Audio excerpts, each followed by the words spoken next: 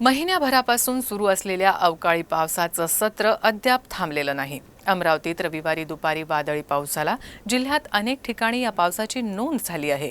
यामुळे अवकाळी पावसामुळे कांदा उत्पादक शेतकऱ्यांना मोठा फटका बसलाय। तिवसा तालुक्यातील फतेपूर शिवण गावातील कांदा उत्पादक शेतकऱ्यांना अवकाळी पावसाचा चांगलाच फटका बसलाय। वादळासह अवकाळीने जिल्ह्यातील धारणी तालुक्याला शनिवारी रात्री तडाखा बसला।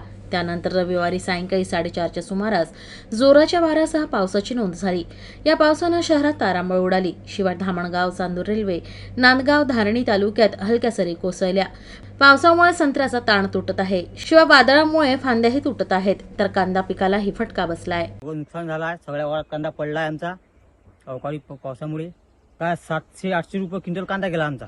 अच्छा, पाणी लागल्यामुळे व्यापारी कांदा मागते का नाही? नाही, पात पण नाही आमच्या। 2 गाड्या तिथं मार्केटमध्ये आमच्या उभ्या आहे आमच्या, तो पण कांदा वाया गेला आमचा तिथचा।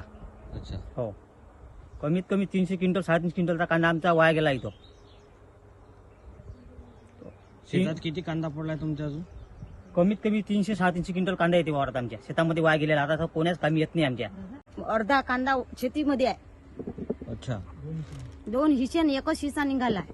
अच्छा, कांदा अजूनही वावरातच शिल्लक आहे? हो, शिल्लक आहे वावरात। अच्छा, 300 क्विंटल कांदा शेतीत आहे, वाया गेला।